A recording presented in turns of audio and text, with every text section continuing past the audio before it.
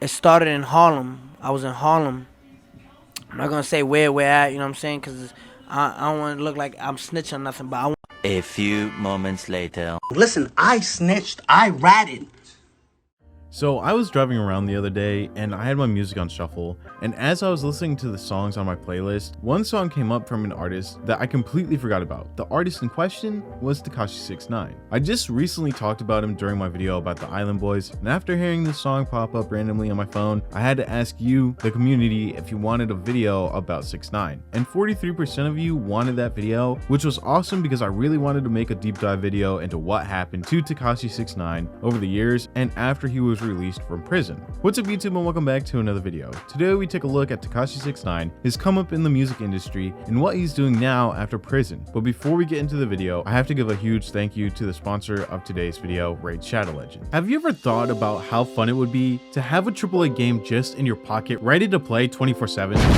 Well, with Raid Shadow Legends, those thoughts can become reality. Master a bunch of tactics and explore millions of champion combinations as you take on bosses, player versus player arenas, dungeon runs, and campaign battles. With over 600 champions and hundreds of artifacts, you can build up your squad, develop your champions, and raid your way. But Raid also has a ton of insane bosses. Let's just showcase one of them. The Minotaur is one of the simplest, but also one of the coolest bosses on Raid. He can hex some of your champions to deal extra damage to them, and this will last for about 3 turns. But you can use remove debuffs to clear off the hexes he places, greatly reducing his damage output. Then, you can save up your serious attacks for when he's vulnerable to defeat him. So what's new with Raid? This month, Raid has got a non-stop schedule filled with events with some great rewards, like a rare artifact set. Raid's also bringing new champions and some awesome looking new champion skins for the incredible Madam series, and are also upgrading Death Knight to a legendary champion. There's never been a better time to get started, so new players, do me a favor and use my link or scan the QR code right here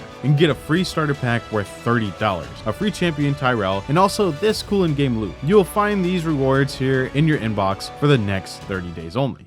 Now, before we were introduced to this New York-based rapper that trolled other artists pretty much every other week and beefed with the laundry list of rappers like Snoop Dogg, Juice WRLD, and The Game, Tekashi 6ix9ine, aka Daniel Hernandez, was working at a vegan bodega in Brooklyn, New York in 2012. Now, while he was working at this vegan bodega shop, the CEO of Hikari Ultra, Righteous P, would point out that Daniel had the look to be a rapper. Righteous P would tell Daniel that he should become a rapper, and Daniel took his advice and started releasing new tracks just 2 years after he met Righteous P in 2014. Now, these songs that Tekashi released weren't good, and I don't think they were ever meant to be good. I think these older songs were just him trying out new styles. The first song he released would be titled 6ix9ine, and I listened to that song and it was extremely different from the songs that he blew up with. These songs were released just to get his foot in the door, and eventually it would work. With Tekashi's new image, with the rainbow hair and 6ix9ine tattoos, he would start to build an online persona as an entertainer and rapper. Eventually, Tekashi 6ix9ine would be signed to 10K projects alongside Trippie Redd, who was also blowing up around this time. With so much buzz around the two, at the time it wouldn't be too long until we got a collaboration between Trippie Redd and Tekashi 6ix9ine. Hole's 1469 would be released in April of 2017 and would pull in close to 200 million views as of today, but shortly after the music video dropped, Zillakami would upload a post of Tekashi 6ix9ine with his arms wrapped around a minor. After this, Trippie Redd would stop collaborating with and talking to 6ix9ine. Eventually, these pedo accusations would be proven to be real, and this whole situation would happen 2 years before the music video with Trippie Redd even dropped. During the interview with DJ Academics, where Tekashi 6ix9ine goes over the events that happened in 2015, 6ix9ine stated that he didn't remember the minor's age, and that at the time he was also young and only 17 years old. 6ix9ine also told Academics that he never touched the minor and that he was at the wrong place at the wrong time, but these statements were all proven false. 6ix9ine's birthday is May 8th, 1996, and these events all happened in February of 2015, making Tekashi 6ix9ine almost 19 years old. Also, there were 3 videos circulating the internet in 2015. These videos showed Tekashi 6ix9ine being physical with the minor, and he would also repost these videos onto his own social media. 6ix9ine would claim it was for his brand and his image, but that's just a bad excuse. Daniel's lawyers would get him on a plea deal that would consist of him doing the following. He would have to do 1 year of interim probation. He was ordered not to post or repost sexually explicit or violent images featuring women or children returned to social media, 2 years of mental health treatment with regular updates to the court, 300 hours of community service. He was ordered to obtain his GED. He was ordered to write a letter to the complaining witness and her family, articulating why his participation in the videos was harmful to her and her family, and why publishing the videos caused additional harm. And finally, he was ordered not to commit another crime for 2 years. If he did all those tasks, then he would avoid jail time and avoid getting his name on the registry.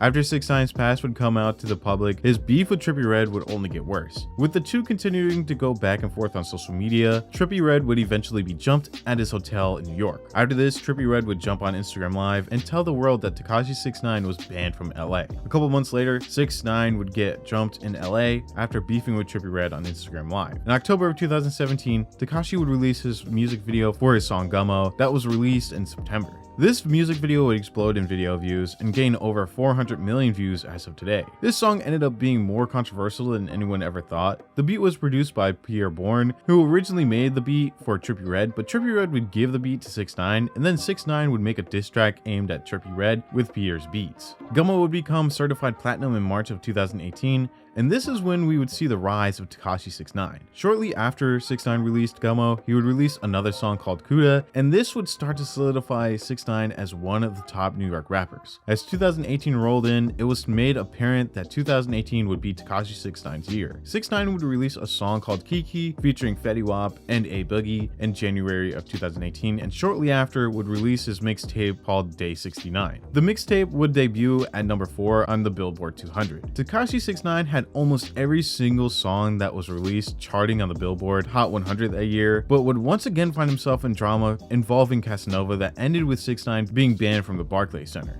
Eventually, 6ix9ine's gang-affiliated persona would start to disrupt his music career, and while he was at the studio with Kanye West and Nicki Minaj, the studio would end up getting shot at. No one ended up being hurt, and Nicki Minaj wasn't at the studio yet, but it was a showing of how violent Tekashi 6ix9ine's life was outside of music. And again, during the summertime of 2018, Tekashi 6ix9ine would end up being robbed and kidnapped. The robbers would steal over $750,000 in jewelry and $35,000 in cash. In October of 2018, the Manhattan District Attorney's Office informed 6ix9ine that he could face up to 3 years in prison and could be put on the registry for the crime he committed in 2015. But instead, he was put on 4 years probation and had a clause that he couldn't say the phrase Treyway because it promoted gang violence. And shortly after this, 6ix9ine would fire all of his team and his manager.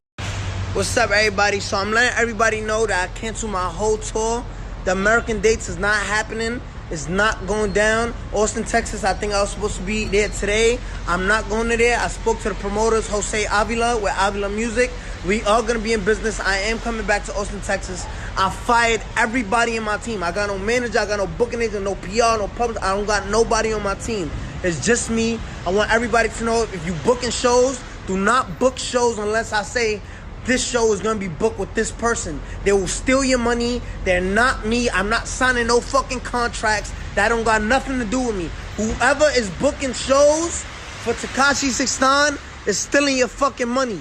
Tekashi 6ix9ine would say the reason for why he fired his team was because they were booking shows without his knowledge and they would steal the money. 6ix9ine's ex-manager Shoutout allegedly stole over $2.2 million from 6ix9ine throughout the time he was working for him. 3 days after uploading the video of him firing his whole team, Tekashi, Shoutout, and 3 other gang members would be arrested on RICO charges. 6ix9ine was charged with federal racketeering and a firearms charge with conspiracy to murder and armed robbery and faced up to life in prison. 6ix9ine's attorneys tried to get bail for him by stating that 6ix9ine wasn't a gang member, that he only portrayed one to promote his music. Tekashi 6ix9ine's lawyer, Lance Lazaro, would say Hernandez is completely innocent of all charges being brought against him. An entertainer who portrays a gangster image to promote his music does not make him a member of an enterprise. But the judge denied their attempt at bail and said that it was dangerous for 6ix9ine to be out in public. We'd find out why when we'd hear the wiretap phone call from Mel Murda and Shotty, where it seemed like Tekashi 6ix9ine's life was in danger. After a couple months behind bars, Daniel would plead guilty to 9 charges and was due to be sentenced the following year and was facing a minimum sentence of 47 years. But Daniel Hernandez's legal team was able to get another plea deal for him. If Daniel were to testify against his fellow gang members, then he could get a reduced sentence. A couple months later, we would find out that 6ix9ine would only have to serve 2 years behind bars, but once COVID hit, 6ix9ine asked to serve the remainder of his sentence on house arrest and was granted that permission and would finish his sentence under house house arrest. Now what happens next? Well, after he was released from prison and able to go on Instagram Live, Tekashi 6ix9ine would defend his actions with snitching and would ask where was loyalty when the people he snitched on tried to rob him and were trying to set him up to kill him. If there is a street code, right? If there is a street code and there's something so-called as loyalty and everything and no snitching and all of that, I get it, right? But where was the loyalty when you was sleeping with my baby mother? Where was the loyalty when you was caught on the wiretap trying to kill me? Where was the loyalty when you tried to kidnap my mother? Where was the loyalty when you was stealing millions of dollars from me? Where was that? So who broke it first? I get it. Don't fight fire with fire. I'm sorry. But what did I do wrong? Then other artists started to troll him throughout their music. In almost every song, it seemed like there would be a line that had to do with 6ix9ine snitching, and 6ix9ine played into this new character as a snitch, and he believed that what he did was right, but gang members and other rap artists didn't take his side, and he would lose a lot of support from fellow rappers that he once collabed with. Cardi B was one of the rappers who would call out 6ix9ine when the news first broke that he was working with the feds to get a shorter sentence. If you commit yourself to the streets, right? If you commit yourself to the streets, if you are in the streets, there's an oath that you take. There's rules in the streets.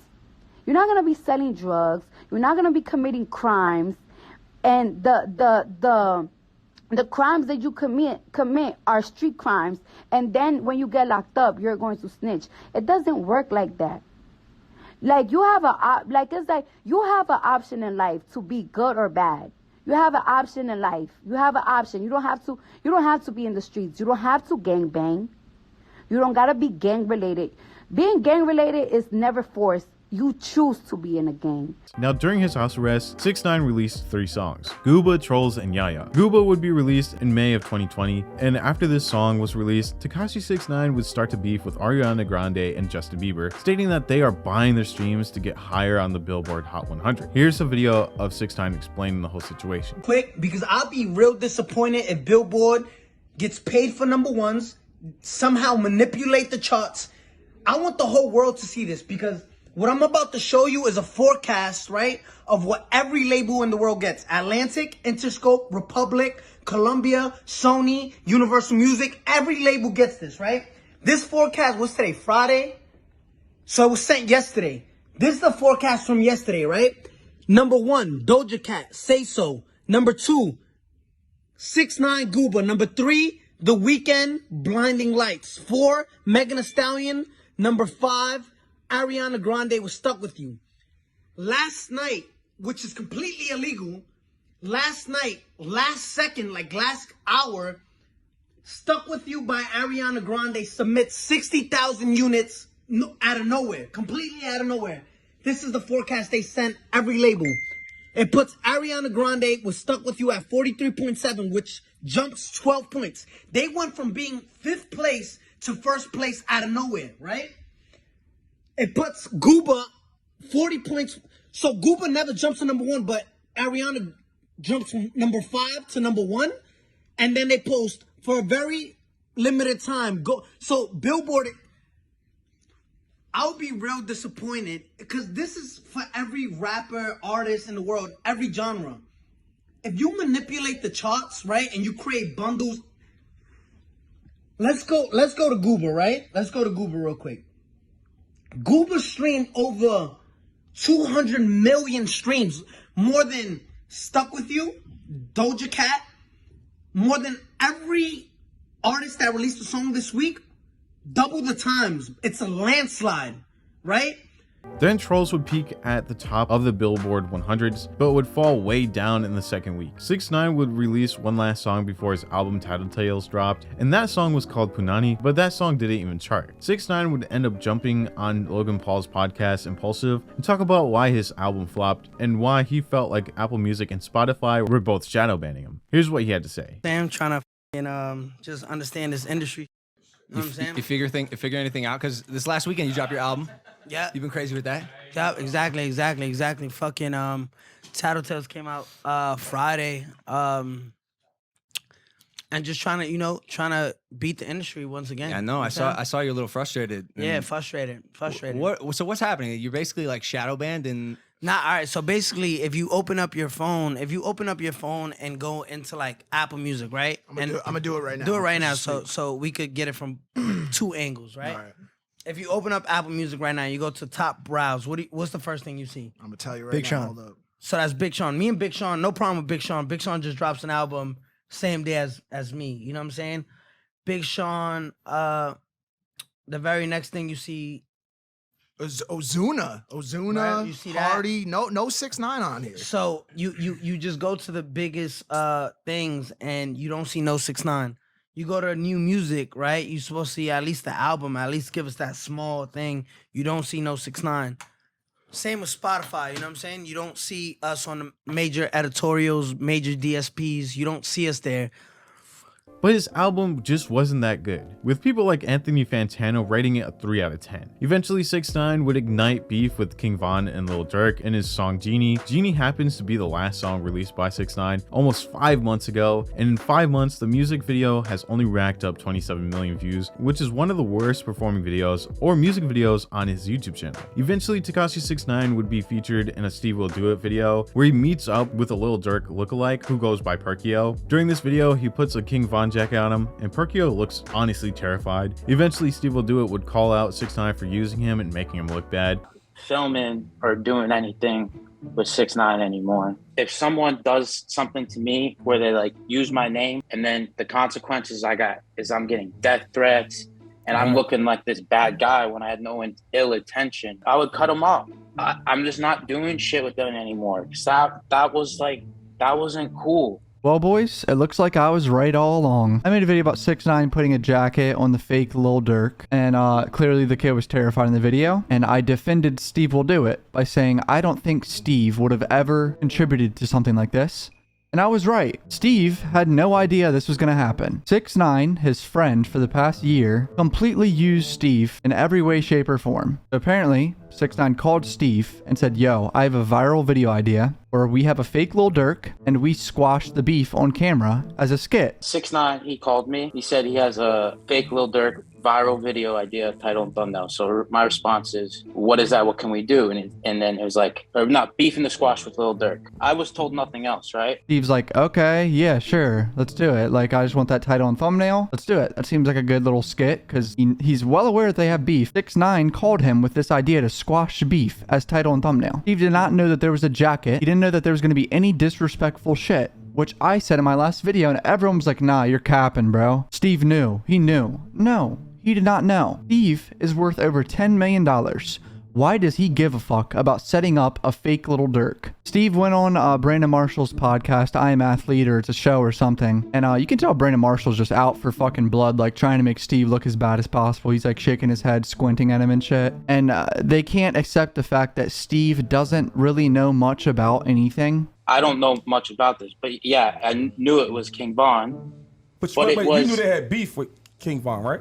You knew that part about the trolling of him dying, and that was never my attention, or I didn't know about that. And 6ix9ine and Steve Will Do It would eventually make up and would be seen on a post from 6ix9ine's Instagram. Now 6ix9ine has become pretty irrelevant over the years, and it kind of seems like that style of screamo rap isn't in style as much as it was in 2018, which is why I think his views have taken a nosedive. Of course, I know that he still has a ton of money, but how long can that money actually last if he isn't pulling those same amount of numbers that he was getting before he went to jail, and when he's not booking as many shows as he was before? I feel like after 6ix9ine was exposed for being a fake gang member, his credibility has went way down, and even though he still is entertaining, the real question is, can he sustain this image of being a fake gang member, or will he fade even further out of relevancy? Even if we look at this chart from Google Trends, we could see that his relevancy peaked in 2018, and then it would peak once again a couple of months after, probably in 2019, and now it's just on the downward spiral of not having really anybody talk about him. Tekashi 6ix9ine was once a huge artist that was able to build a fan base that could get behind his offensive lyrics and troll behaviors, but after he snitched on his fellow gang members, it just added another mark to his already tainted image. 6ix9ine at his peak was able to pull over 37 million monthly listeners on Spotify, but now has struggles trying to pull over 10 million monthly listeners. I do feel like Tekashi 6ix9ine as an artist is dead, but as an entertainer, he still has some potential. But do you feel like 6ix9ine has become irrelevant, or do you think he will release a new song soon and it'll blow up in views again? This has been the end of the video. If you enjoyed the video and and want me to make another video similar to this one, let me know which artists you want me to talk about in the comments below, or by DMing me on Instagram or through my Discord that could be found in the description below. Also, if you enjoyed the video, leave a like, and if you're new here, subscribe.